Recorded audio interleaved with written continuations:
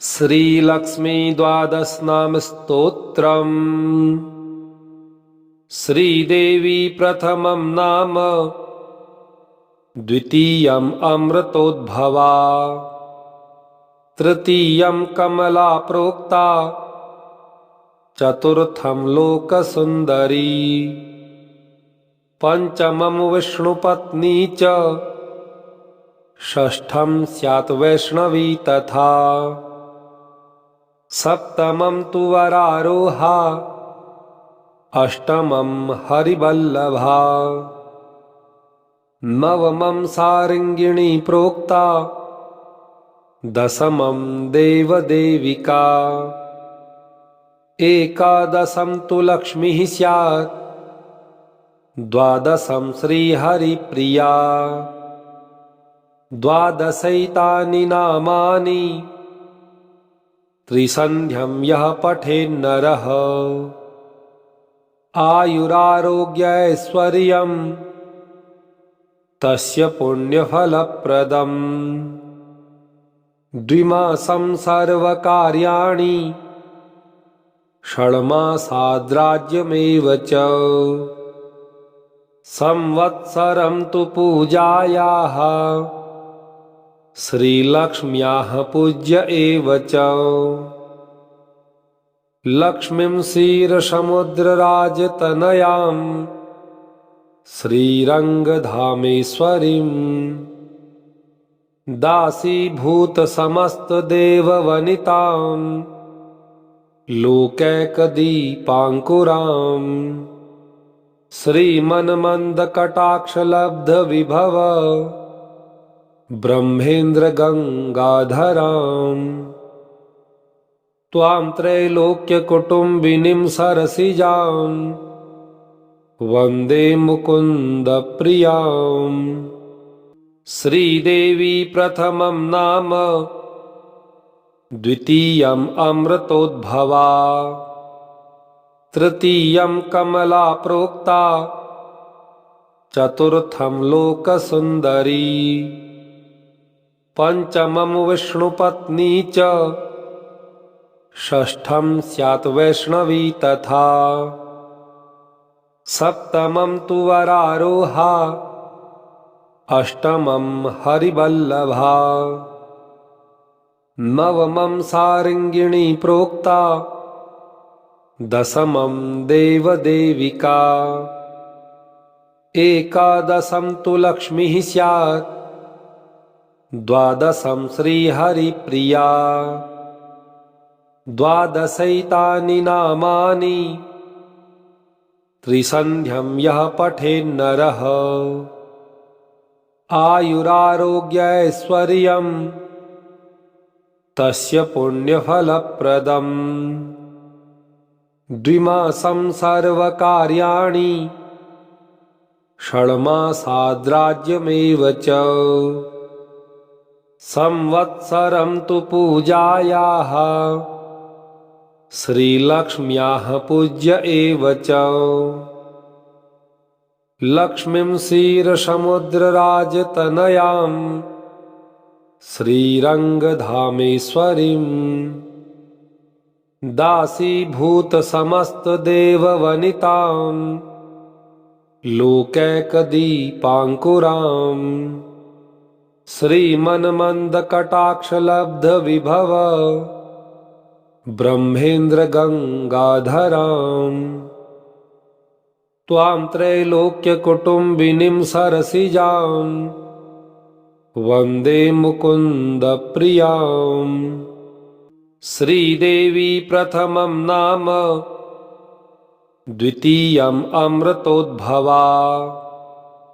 तृतीयं कमला प्रोक्ता, चतुर्थं लोकसुन्दरी,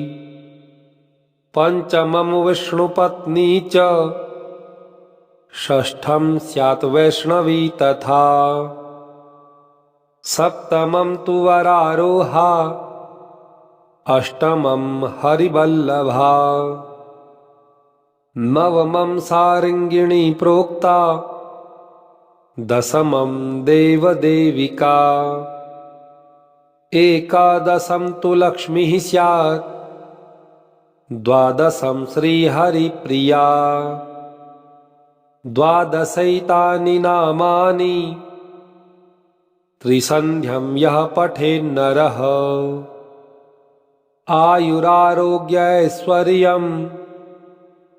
तस्य पुण्यफलप्रदम् द्विमासं सर्वकार्याणि षण्मासाद्राज्यमेव च संवत्सरं तु पूजायाः श्रीलक्ष्म्याः पूज्य एव च लक्ष्मीं क्षीरसमुद्रराजतनयां श्रीरङ्गधामेश्वरीं दासीभूतसमस्तदेववनितां लोकैकदीपाङ्कुरां श्रीमन्मन्दकटाक्षलब्धविभव ब्रह्मेन्द्रगङ्गाधरां त्वां त्रैलोक्यकुटुम्बिनीं सरसिजां वन्दे मुकुन्दप्रियां श्रीदेवी प्रथमं नाम द्वितीयम् अमृतोद्भवा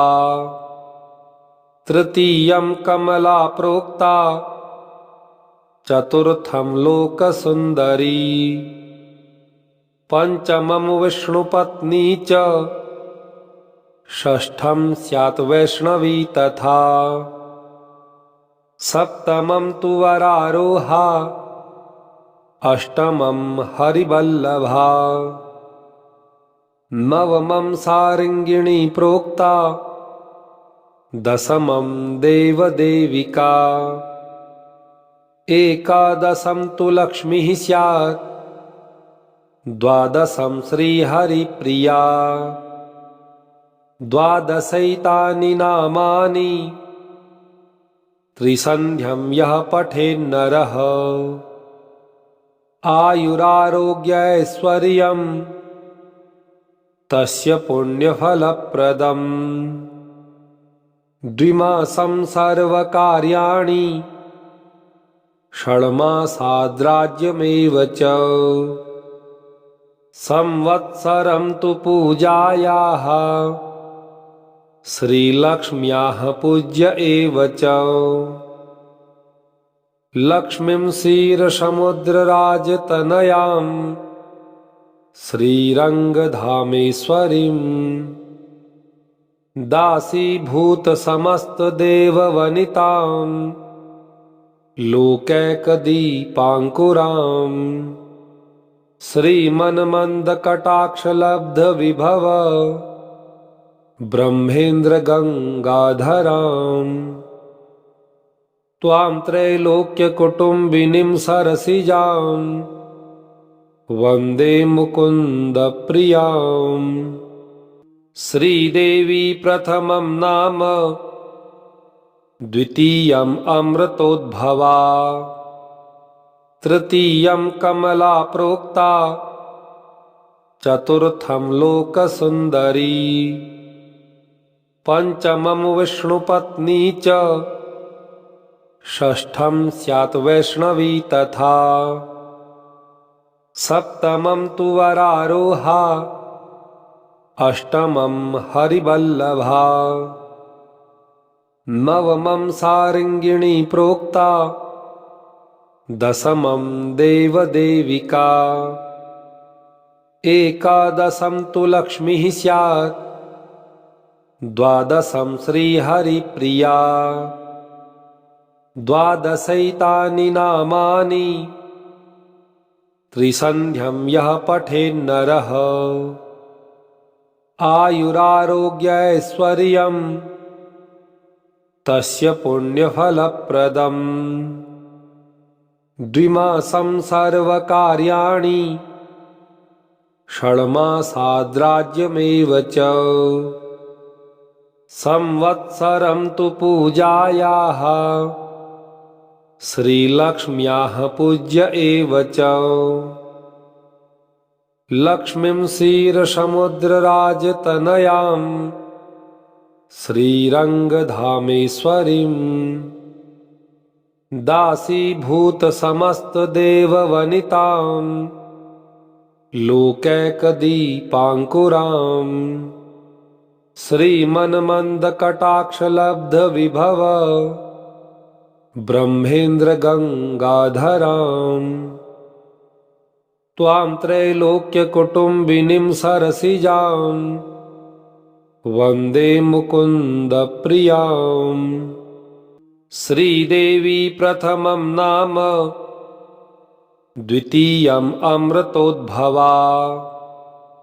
तृतीयं कमला प्रोक्ता चतुर्थं लोकसुन्दरी पंचमं विष्णुपत्नी च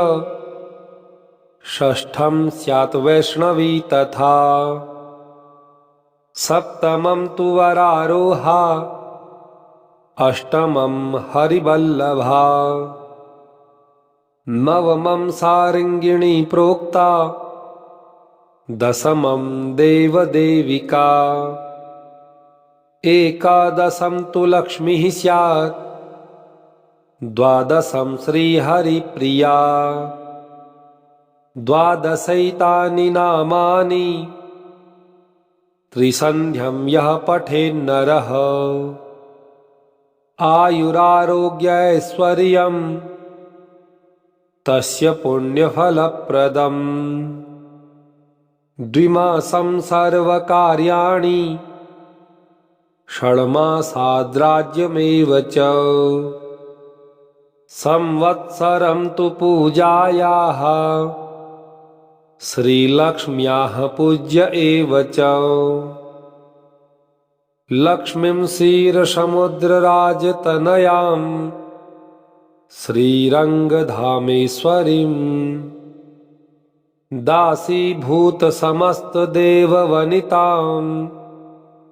लोकैकदीपाङ्कुराम् श्रीमन्मन्दकटाक्षलब्धविभव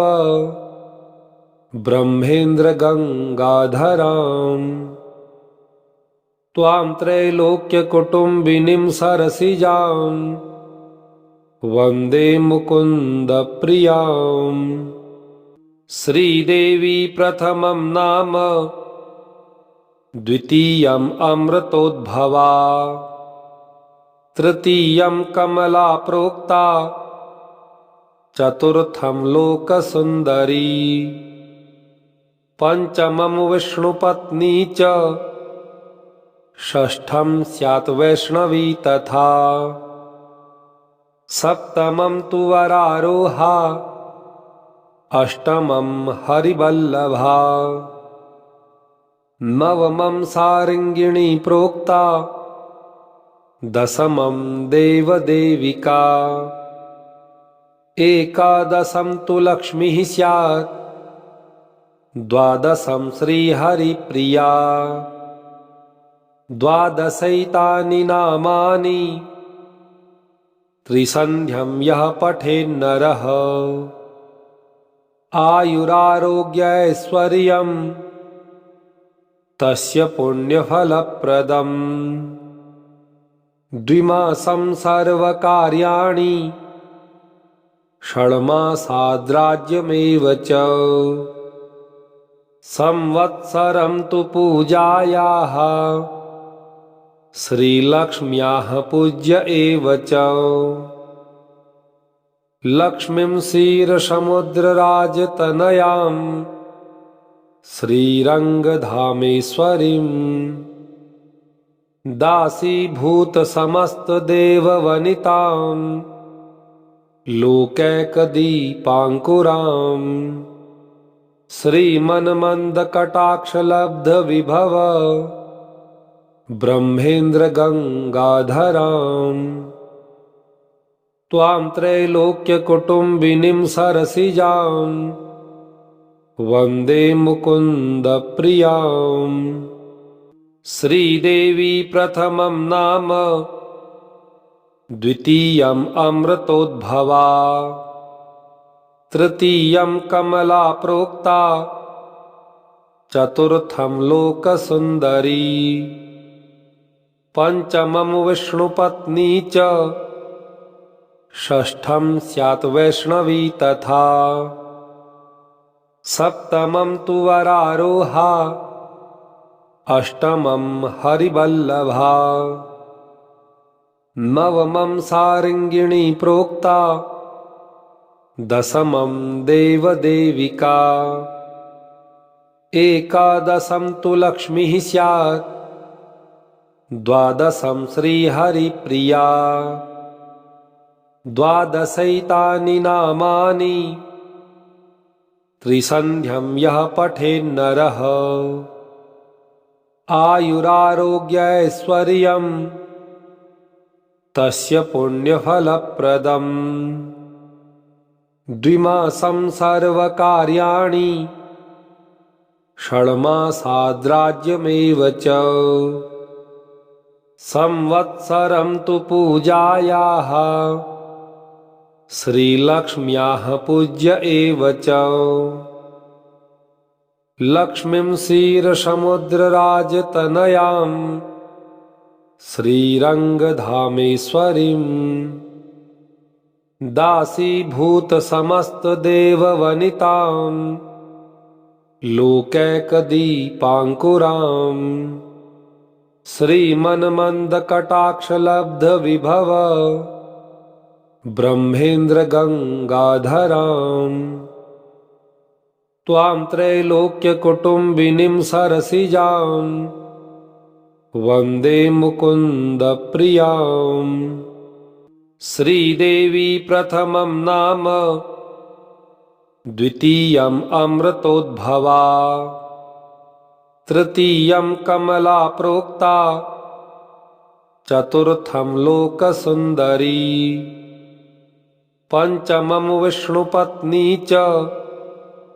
षष्ठं स्यात् वैष्णवी तथा सप्तमं तु वरारोहा अष्टमं हरिवल्लभा नवमं सारंगिणी प्रोक्ता दशमं देवदेविका एकादशं तु लक्ष्मीः स्यात् द्वादशं श्रीहरिप्रिया द्वादशैतानि नामानि त्रिसन्ध्यं यः पठेन्नरः आयुरारोग्यैश्वर्यं तस्य पुण्यफलप्रदम् द्विमासं सर्वकार्याणि षण्मासाद्राज्यमेव च संवत्सरं तु पूजायाः श्रीलक्ष्म्याः पूज्य एव च लक्ष्मीं क्षीरसमुद्रराजतनयां श्रीरङ्गधामेश्वरीं दासीभूतसमस्तदेववनितां लोकैकदीपाङ्कुरां श्रीमन्मन्दकटाक्षलब्धविभव ब्रह्मेन्द्रगङ्गाधरां त्वां त्रैलोक्यकुटुम्बिनीं सरसिजां वन्दे मुकुन्दप्रियां श्रीदेवी प्रथमं नाम द्वितीयम् अमृतोद्भवा तृतीयं कमला प्रोक्ता चतुर्थं लोकसुन्दरी पंचमं विष्णुपत्नी च षष्ठं स्यात् वैष्णवी तथा सप्तमं तु वरारोहा अष्टमं हरिवल्लभा नवमं सारंगिणी प्रोक्ता दशमं देवदेविका एकादशं तु लक्ष्मीः स्यात्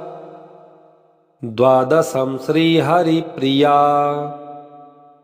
द्वादशैतानि नामानि त्रिसन्ध्यं यः पठेन्नरः आयुरारोग्यैश्वर्यं तस्य पुण्यफलप्रदम् द्विमासं सर्वकार्याणि षण्मासाद्राज्यमेव च संवत्सरं तु पूजायाः श्रीलक्ष्म्याः पूज्य एव च लक्ष्मीं क्षीरसमुद्रराजतनयां श्रीरङ्गधामेश्वरीं दासीभूतसमस्तदेववनितां लोकैकदीपाङ्कुरां श्रीमन्मन्दकटाक्षलब्धविभव ब्रह्मेन्द्रगङ्गाधरां त्वां त्रैलोक्यकुटुम्बिनीं सरसिजां वन्दे मुकुन्दप्रियां श्रीदेवी प्रथमं नाम द्वितीयम् अमृतोद्भवा तृतीयं कमला प्रोक्ता चतुर्थं लोकसुन्दरी पंचमं विष्णुपत्नी च षष्ठं स्यात् वैष्णवी तथा सप्तमं तु वरारोहा अष्टमं हरिवल्लभा नवमं सारङ्गिणी प्रोक्ता दशमं देवदेविका एकादशं तु लक्ष्मीः स्यात् द्वादशं श्रीहरिप्रिया द्वादशैतानि नामानि त्रिसन्ध्यं यः पठेन्नरः आयुरारोग्यैश्वर्यं तस्य पुण्यफलप्रदम् द्विमासं सर्वकार्याणि षण्मासाद्राज्यमेव च संवत्सरं तु पूजायाः श्रीलक्ष्म्याः पूज्य एव च लक्ष्मीं क्षीरसमुद्रराजतनयां श्रीरङ्गधामेश्वरीं दासीभूतसमस्तदेववनितां लोकैकदीपाङ्कुरां श्रीमन्मन्दकटाक्षलब्धविभव ब्रह्मेन्द्रगङ्गाधरां त्वां त्रैलोक्यकुटुम्बिनीं सरसिजां वन्दे मुकुन्दप्रियां इति श्री लक्ष्मी द्वादशनाम स्तोत्रम् श्रीलक्ष्म्यार्पणमस्तु। ओम श्रीलक्ष्म्यै नमः।